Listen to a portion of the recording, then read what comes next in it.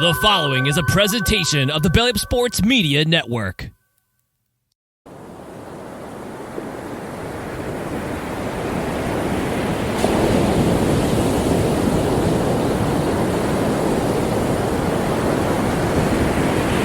It's time to BS.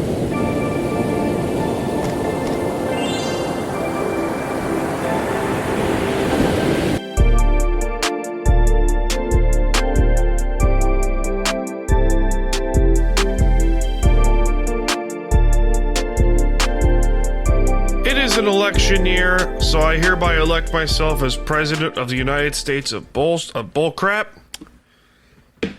or BS, because I can. It's the day after Freedom Day. Welcome, ladies and gentlemen, to the Department of BS, here on a humid, very humid day, on a Thursday, from the beaches of lovely Long Island, New York. That's where we're coming to you from. Part of the Belly Up Sports and Belly Up Media Networks, and presented by our friends over at U Stadium. It's time to BS, and I am Staniel Smooth. I don't usually go celebrate Independence Day anymore. Like, I don't go shoot out fireworks. I don't go out and just drink like a crazy person. Don't get me wrong, I love America. I've talked about numerous times how much I love and adore this country. But I'm not going to go out of my way to go to fucking Jersey or some shit to go get fireworks. I'm not going to do that. I changed my microphone setup. I don't have the tiny little mic stand that I've had. I now have a little bigger stand here for this department. And I've also I've been very conflicted here because I have a tower of movies over here in the apartment. I've just gone back and forth, it seems like, between this argument about physical media versus digital media.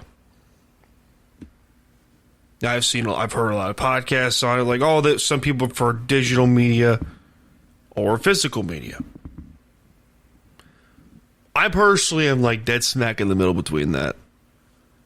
Like, I love my streaming, but streaming gets expensive.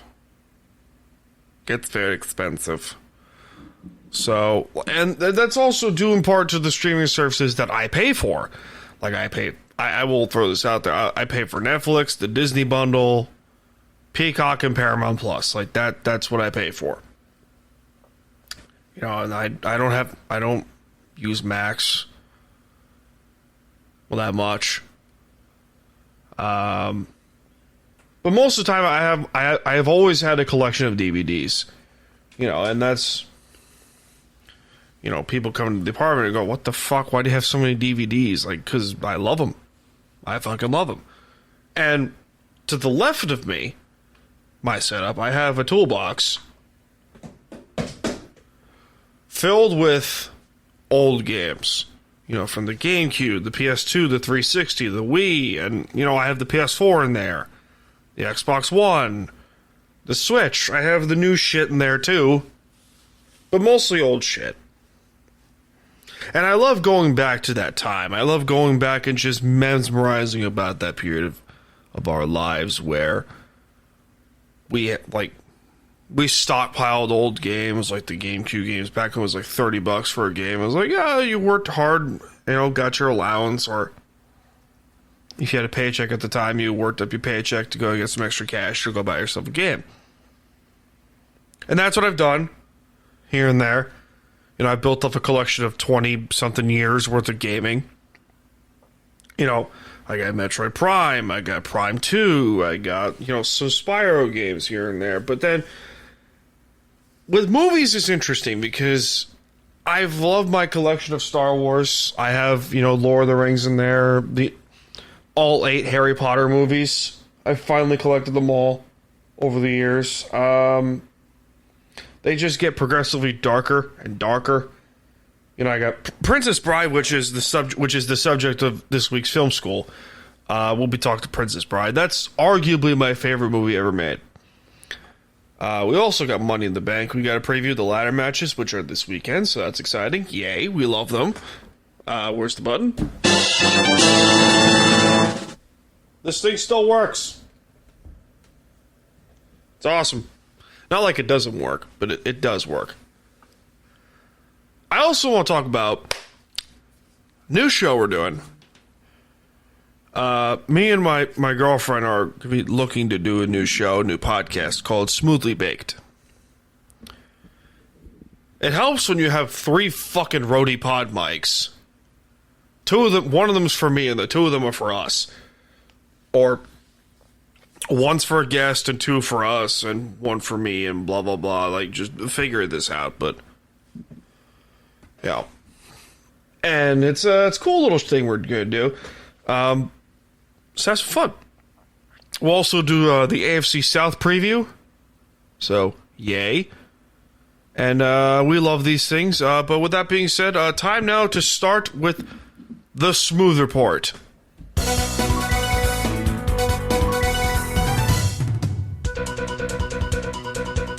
This is the Smooth Report, a weekly update in the world presented by our friends over at Candidips.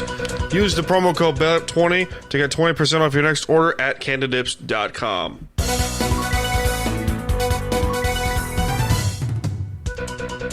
Nepotism in the NBA is in full force. The son of LeBron James, Bronny James, has been drafted by the Lakers 55th overall in the second round of the NBA draft and will probably start knowing his father is being the coach, the star player, the GM of the team, and probably the owner. Yes, nepotism in sports is real.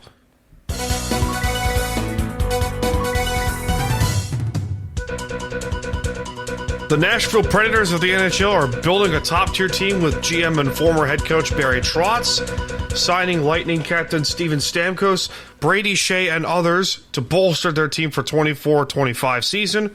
Nashville finished with 47 wins and 99 points in the 23-24 season.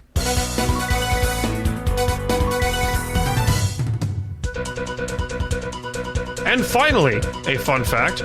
During the 8-year period from 1775 to 1783 of the American Revolutionary War, the Declaration of Independence wasn't fully signed until August 2nd, 1776. That was the Smooth Report, ladies and gentlemen. I appreciate you for tuning in to this show, because I love doing this, and it always brings some joy to be able to talk some crap. God, the coffee's hot. Shit, that's really hot. Delightful. Donut is knocked out cold. She's knocked out cold next to me. She's like getting her sunlight and she's absolutely out cold. It's cute. Hi, Donut. Yeah. We love her. What else was on my mind earlier? A few weeks ago, some time ago, actually like a couple months ago, really, I talked about how I was scared shitless about my health with the whole sleep apnea thing. And I recently got my CPAP machine. Yay. Thank you, insurance. It's been helpful. It really has been helpful.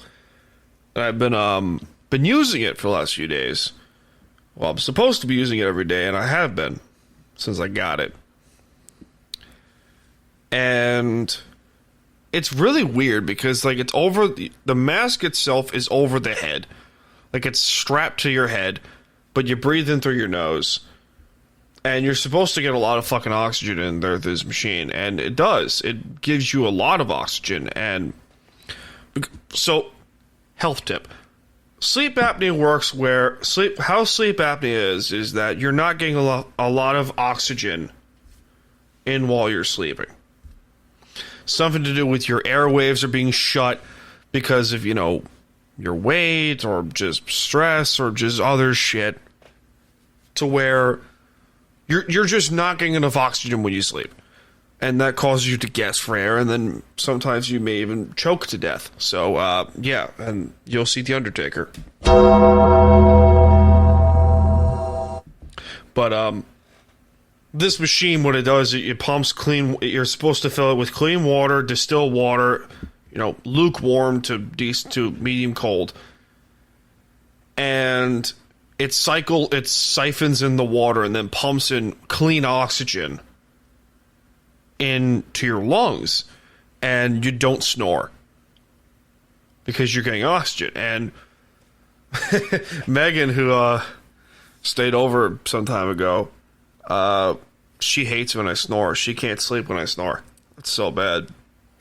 And she told me, it's like, you did not snore at all with that machine. It is fucking awesome. So that's great. And I've been eating a little bit better here and there, just counting my fucking calories, not losing my marbles in that regard. I'm enjoying what I want to eat, while at the same point just counting my calories and trying to work out. But it's fun time. So let's get on with the rest of the show before I ramble your fucking ears off. Time now to go to film school. I talked about this very early on at the start of the program about The Princess Bride from 1987. It is arguably my favorite movie. Favorite movie ever made. No, it's not a chick flick, so shut up. It's not a chick flick. Great movie. It's arguably one of the most quotable films ever. Don't believe me? Well, it's a shame. My name is Indigo Montoya. You kill my father, prepared to die. Inconceivable. The delightful rhymes. As you wish. The ROUSs. Roads of unusual sizes. I don't believe they exist.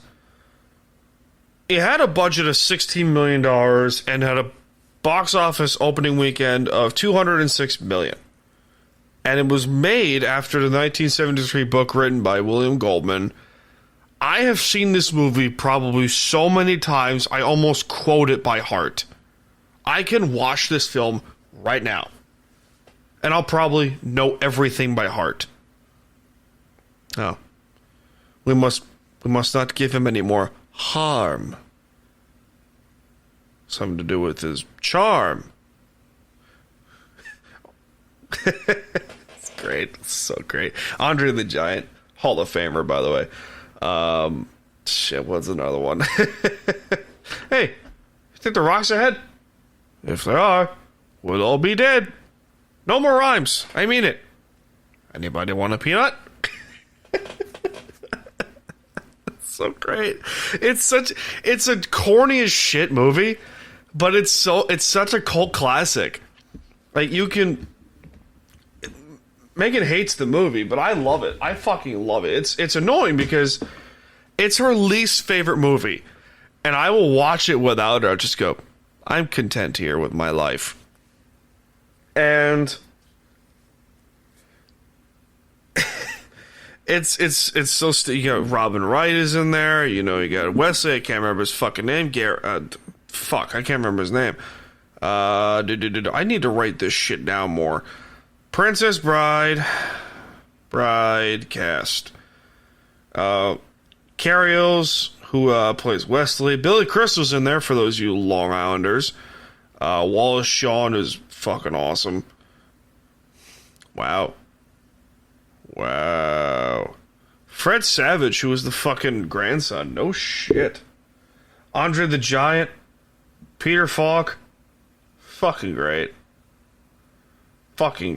It's such a weirdly good cast that you look back and you just go, huh, that's a fucking good movie. Robin Wright, she still looks great. She's 58. She's from Dallas? I didn't know that. Huh. Fun fact of the day. Anyway, yeah, Robin Wright, she's 58 and she still looks great. I will die on this fucking hill. But there's a certain scene in this movie that always cracks me the fuck up. Where, fucking Inigo and Fezzik are strolling through town, and, Wesley's screaming like a motherfucker because he's getting tortured. And he goes, Fezzik, you hear that? That is the sound of ultimate suffering. My father made that before he died. You must act quickly. And then he just goes, everybody move! And it's fucking awesome. It's just such a stupid, like, corny as shit movie.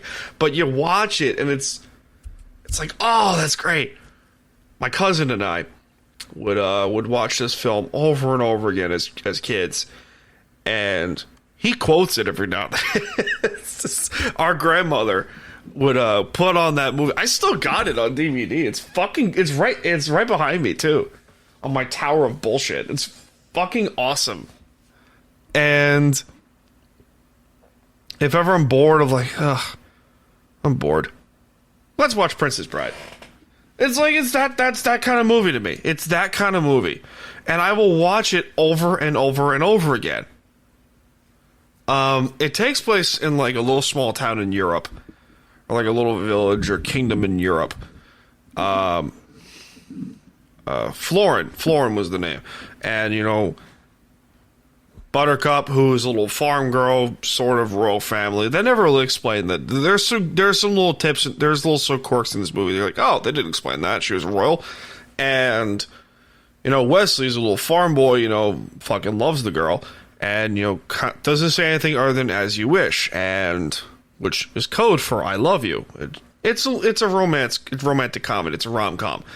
And Wesley goes to search his fortunes across the sea, but his ship was taken captive by the Dread Pirate Roberts, who left no prisoners alive. Buttercup, who gets the news and views that Wesley is dead. I'll never love again, she says. And see, I quote this movie by heart. It's fucking awesome. And she's royal family or some shit, and then she is chosen by, Prince Humperdinck, who looks like a taller Lord Farquaad. I kid you fucking not. Don't believe me? Google comparisons between Lord Farquaad from Shrek and Prince Humperdinck from Princess Bride. They're almost identically similar. It's fucking scary. Anyway, and Buttercup goes on a stroll. She's the princess. She doesn't fucking love the guy, obviously, because, her love died. And she goes on a little horseback ride. And then, Vicini, played with Wallace Shawn, and Indigo, and fucking Fezzik, played by Andre the Giant. Shout out, Hall of Famer, may he rest in peace. They kidnap her, and they basically venture across the sea to Gilder, or as the sworn enemy of Florin, to go start a war. And there's the cliffs of insanity, as they say, and Fezzik carries Indigo, fucking Buttercup, and Vicini up these cliffs, and Indigo and a masked man go into a duel, but the masked man is following them, but that comes in later, hint hint. And they do like a little fencing match and shit like that. It's fucking, it's great. There's some action there. It's like, oh, quirky. Love it. And you hear the masked man's voice and like, oh, you sound familiar. And so they're battling it on. Fezzik, gets in a fight with the masked man, who identifies himself as the Dread Pirate Roberts. And Vicini gets into a battle of wits with him, but basically poisons himself by accident and dies.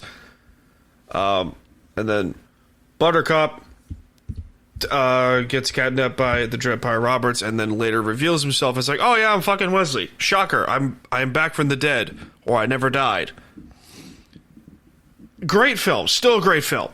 And Tread in the Fire Swamp, Fun fact, that injury that Wesley suffered by the ROUSs on his shoulder, no, it wasn't that one. It was Count Rugen, the six-fingered man, hits Wesley in the head with the butt of his sword, and that was real. That was real. They later came out with that in an article. It's like, oh yeah, that shit was real. Oh, it's funny. And then Wesley gets tortured by Count Rugen and Humperdinck, and then fucking Indigo finds Count Rugen, who you find out that Count Rugen kills Indigo's father when he was a child. And they get into a dueling match, and Indigo almost dies and shit. He goes, "Hello, my name is Indigo Montoya. You killed my father, prepare to die." And shit. It's great. It's fucking awesome. And then they duke it out and shit, and then, you know, they escape, and everyone lives happily ever after at the fucking end. It's a great movie. You know, it's an hour and a half long. Again, budget of $16 million. You would think, oh yeah, the 80s. And the 80s were so good for filmmaking. The 80s as a whole was such a good decade for filmmaking. And, you know, if you make this movie today, it probably still holds up. Which it does. This movie still fucking holds up. It's great. And, I don't know. I had more thoughts on this, but I kind of lost it. You know, my brain is fried. But, yeah, that's Film School. And that is The Princess Bride. We got 2 matches to talk about for Money in the Bank this upcoming weekend. Both of them are ladder matches, because, you know, I don't have time to ramble on the other 2 or 3 matches being, you know, just the Intercontinental title match, which probably is going to be good between Sami Zayn and Braun Breaker.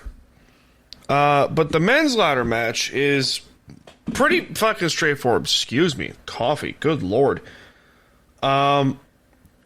We have Carmelo Hayes, Chad Gable, Andrade, who are the 3, I guess, jobbers. I don't know. Hayes is really good, though. You also got LA Knight, who was the favorite last year, Jey Uso, and Drew McIntyre. LA Knight or Jey Uso for the win here. But LA Knight should also get his hands on the United States title. Just throwing it in there. I still think LA Knight wins the US title over Logan Paul, because, you know, that man's going to elevate that title like a motherfucker. Where's the button? Yeah. Drew McIntyre's about to get to the top of the ladder, and I have a theory. To continue this CM Punk story. Drew McIntyre gets to the top of the ladder, but gets pushed off the ladder by AJ Lee. Hear me out. There have been rumors that AJ Lee could return to WWE after nearly 10 years away. And she is the wife of CM Punk. Makes the story get juicy. You know what I'm saying?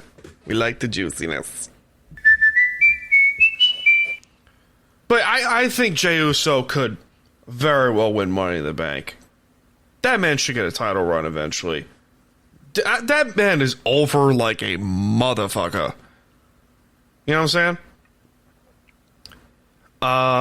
Yeah, I'm pumped. I love these ladder matches. They're awesome where the Money in the Bank briefcase is involved. For those who don't know what the Money in the Bank contract is, there's a contract inside this briefcase that you have to get to the top of the ladder for and retrieve the briefcase.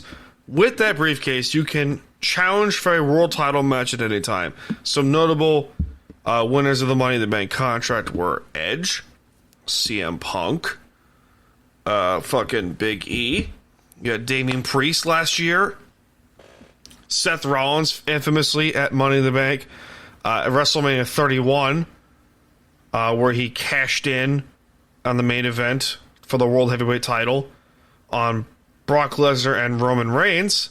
He pinned Reigns to win the championship. What many people call the heist of the century. And it is the first time that contract has been cashed on at WrestleMania. Also, we'll have Liv Morgan, who cashed in 1 year. Nikki Cross, who cashed in another year.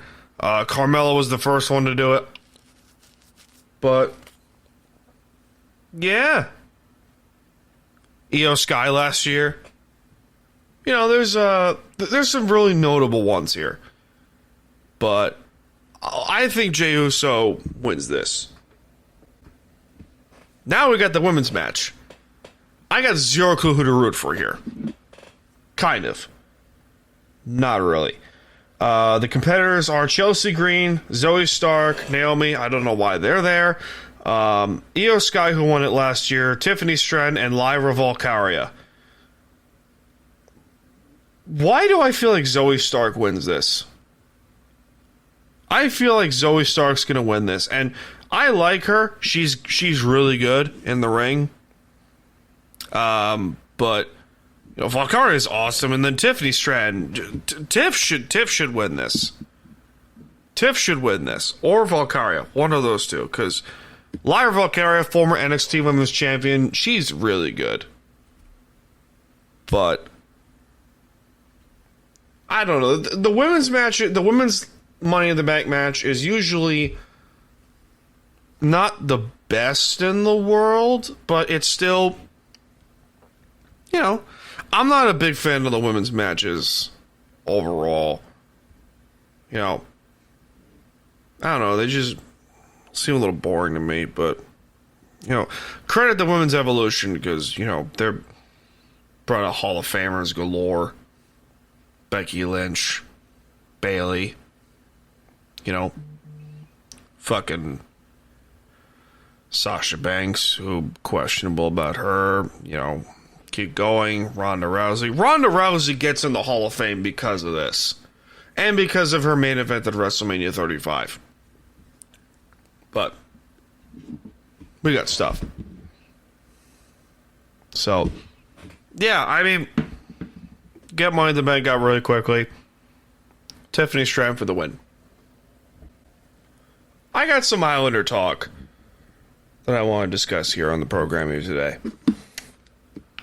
Because there's been a constant discussion, let's call it, about the tenure of Lou Lamoriello these last 6 years and the Islanders as a whole. Free agency's going around right now since the Cup final ended and the draft and the whole 9 yards. The Islanders signed a couple players, Maxim Tispakov from the KHL, who scored 31 goals in 65 games in the KHL this past season. Anthony Duclair has been around for a fucking while. He signed a 4-year deal with the Islanders. Probably their top line guy. Mike Riley re-signed on a 1-year deal. Clutterbuck and Martin are probably gone, so that fourth line's going to change. Mayfield's back from a broken ankle, so that's good. Scott Mayfield, one of the defensemen. Noah Dobson, Alex Romanov, Adam Pelech, Ryan Pollock, Scott Mayfield, and Mike Riley are probably your 6D men, with Sam Bolduc probably going to be the 7th guy because Sebastian Aho left to go join Pittsburgh. But there's a lot of people that don't have a lot of faith in this team.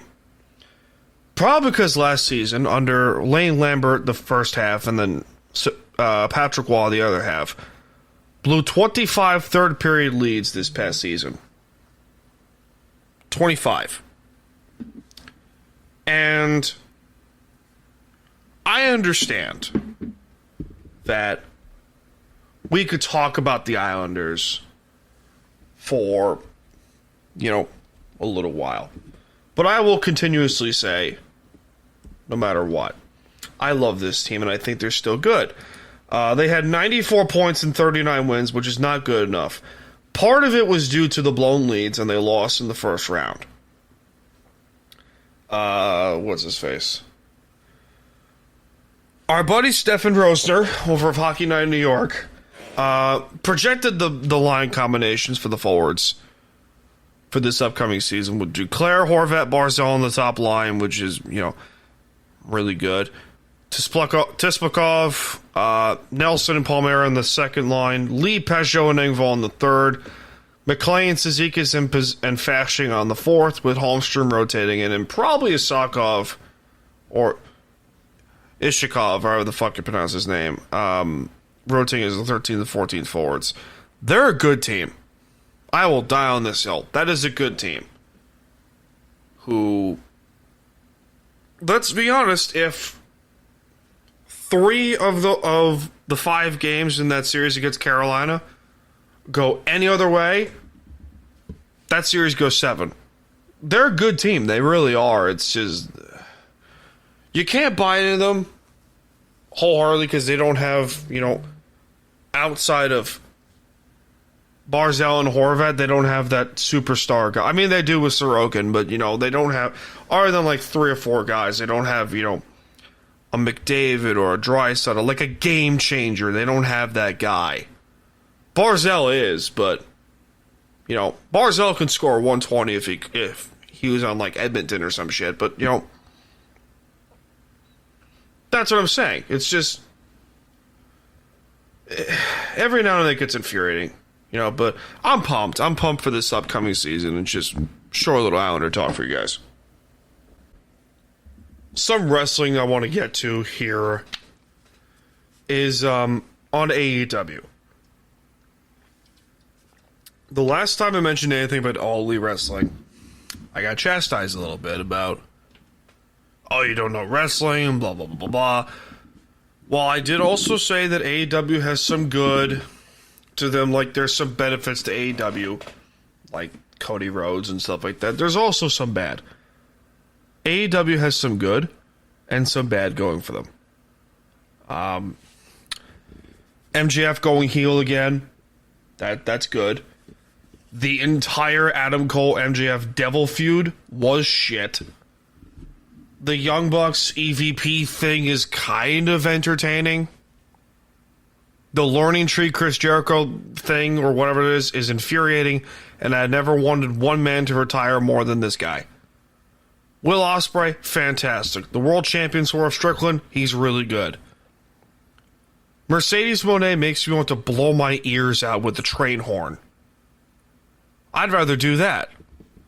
I'd rather constantly be at midnight in the pitch black and I hear this sound.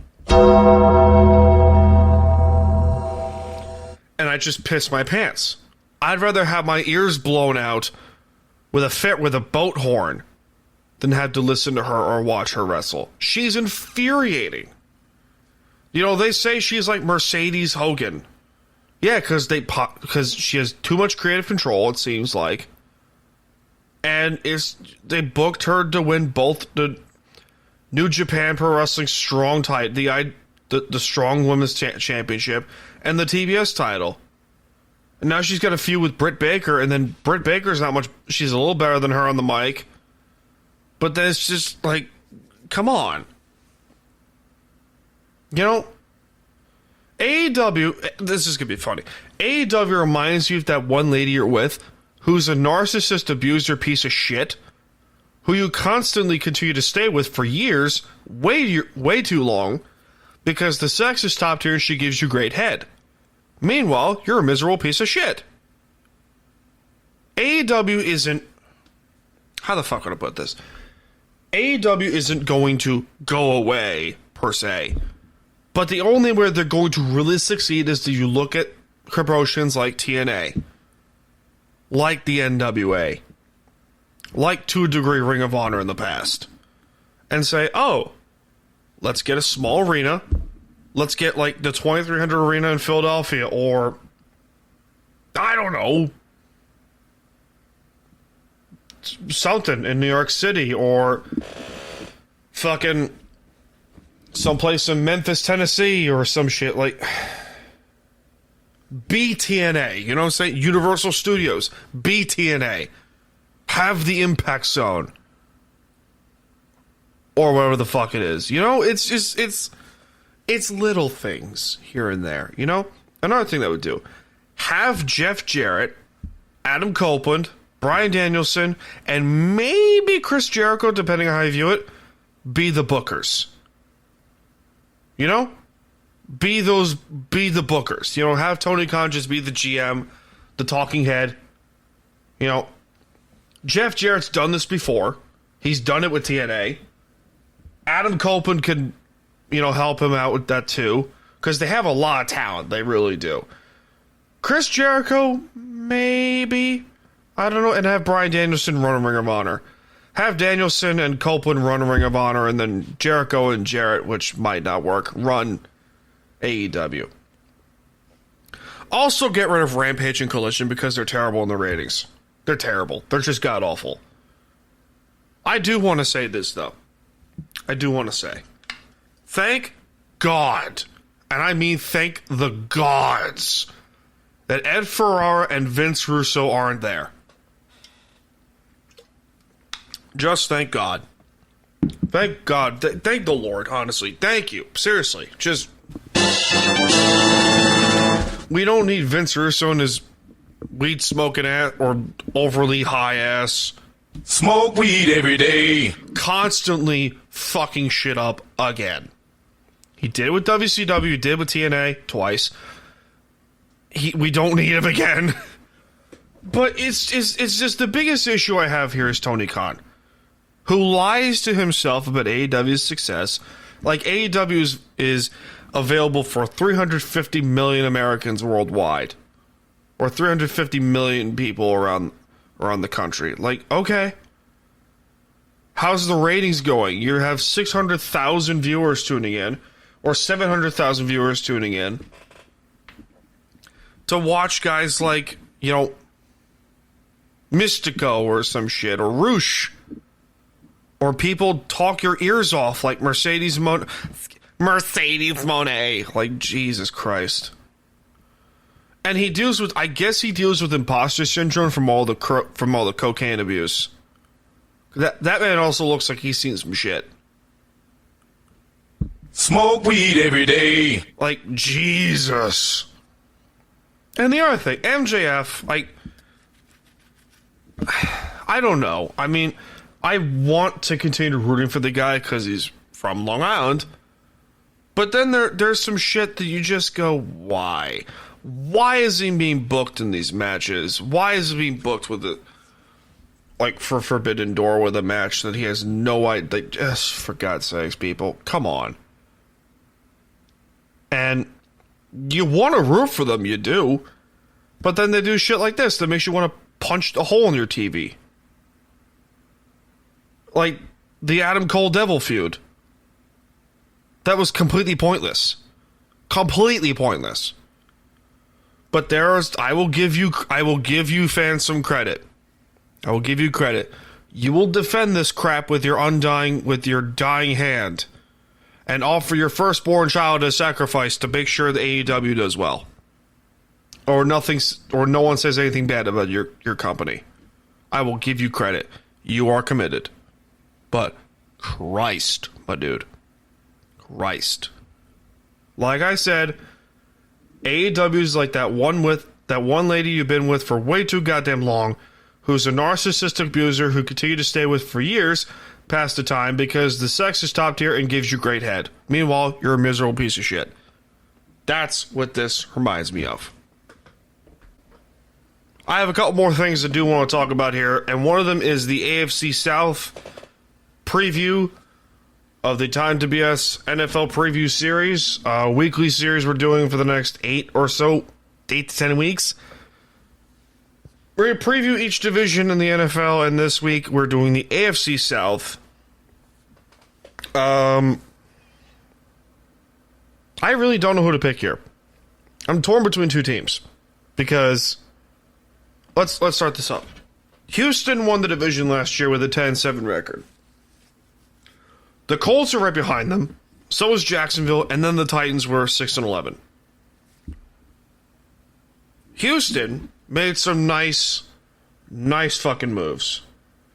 As you know, they traded for Stephon Diggs. They signed guys like they signed Daniel. Like, a lot of the moves that they made sense. They traded for Joe Mixon. They signed Daniel Hunter, Danico Autry. They traded for Stephon Diggs. They gave a contract extension to Nico Collins. Like, a lot of these moves made sense. And then you went, okay, they had a decent defense last year. CJ Stroud was on fire. Hopefully for second-year bounds. And this should be the Texans division to win. Which, I think so. I think the Texans win their division. 12 wins. 12-5. And then you go to a team like Tennessee. Tennessee made some moves that also made a lot of sense. Because you look at... I will start things off because I'll start off with they fired Mike Vrabel after 6 years or something like that. And Vrabel, I don't know where to think of Vrabel as like, okay, they should have moved on from him / they could have stayed with him. But Rand Carthon, the new GM of the Titans, and the ownership group of Tennessee probably came together and said, we got to win here. We got to do something here because we got a good young quarterback in Will Levis. We got to do fucking something. And look at the free agent moves and the draft picks that they made. They all made a lot of sense. You know, they signed Calvin Ridley and Tyler Boyd because Traylon Burks and DeAndre Hopkins are their other two receivers. They let Derrick Henry go to Baltimore and signed Tony Pollard. They signed guys like Chidobe Awuzie. They traded for Ladarius Sneed and signed into a big deal. You know, these moves make sense. They're not flashy moves, but they're really good moves. They're good moves. And the head coach, Brian Callahan, came from Cincinnati, offensive guy, and you kind of need that. But I think they don't want Will Levis to be, you know, throw a theme with this division here. They don't want him to be Peyton Manning. They want him to be Steve McNair. You know, a guy who's just good enough to get us to a couple AFC title games or even the Super Bowl. Which he can. Which McNair did, and then Will Levis probably can. That dude can sling it. He also can fucking move. And now we go to Jacksonville. Jacksonville, I don't know where to view them. I don't know where to view them as like, okay, they're either going to be really stinking good, where this is their year to win the division and probably get a top 3 seed in their conference, or here's the or part, or they're going to fall apart. They signed Eric Armstead. They gave an extension to Josh Allen. They signed Darnell Savage, Ronald Darby, Mitch Morse, and Gabe Davis in free agency. They also drafted Brian Thomas Jr. from LSU in the first round, and they gave Trevor Lawrence a gigantic extension. Christ. Again, you look at their moves and they made sense. Mitch Morse, really good center. Really good center. Eric Armstead, really good defensive lineman. Really good. Darnell Savage can play the nickel. Fits right in. Fits right in. And they don't have a lot of flashy guys, but you know what this team is very well capable of doing. You know what they're capable of. So that does help. And Trevon Walker, forgot about him too. Enter the Colts. They suck. They're gonna suck. But then again, they have some nice players. You know, Alec Pierce, Michael Pittman, massive extension for him. Quentin Nelson, Ryan Kelly, Braden Smith, Anthony Richardson, Trey Sermon, Jonathan Taylor, DeForest Buckner, Julian Blackman, who is awesome, Kenny Moore. You know, they have good players. You know, some good, some bad. But I don't know. I look at them and, like, it almost seems like their record and the Titans' record from last year will be flipped this year. And the Texans, Houston made some good moves. I love the Stephon Diggs trade because that's immediately the number one guy. And he fits right in like a glove. But that's just, I think the Texans still win this division. 12-5 AFC South champions, Houston Texans. Get a 3 seed in the AFC. So, there's that. Last segment before we close up shop for the day. Don't be afraid to look at yourself in the mirror. Do not be afraid. If you're constantly putting the blame on people and constantly saying, maybe I'm not doing anything wrong, or maybe you just go, hey, maybe I'm doing something wrong here. You know, you'll be less stubborn, less prone to constant mistakes. There's nothing wrong with being wrong. Really isn't, if we're being honest here. Yeah, I know some people that have constantly said, like, oh, I'm not wrong. I know I'm not. I know I'm wrong every now and then. I like being wrong. I love being wrong. It allows me to learn. And I guess this is a segment with Bro Yoda. Kind of. But have you ever bothered to look at yourself in the mirror and just go, hey, what the fuck am I doing wrong?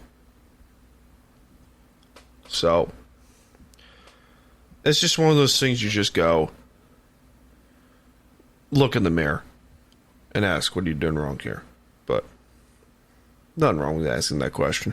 So that being said, ladies and gentlemen, that'll do it for this edition of Time to BS with Staniel Smooth. Be sure to like, subscribe, and follow the show on TikTok, YouTube, Instagram, Twitter, blah, blah, blah, blah. Follow us on Twitter and Instagram at Time to BS Podcast for news around the show and some bullshit tweets, or what the fuck not. I appreciate you guys for tuning in very much. It's a neat little thing I love to do, so that's nice. Also, thanks to our friends at Belly Up Sports and Belly Up Media and the U Stadium and the U Stadium that app. I can't speak,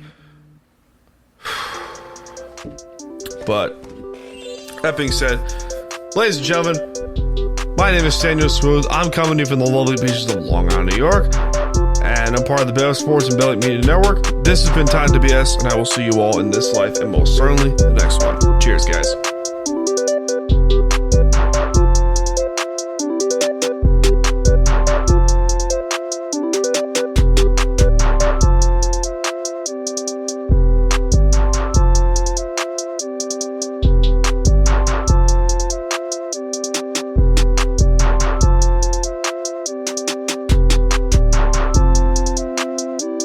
Woo!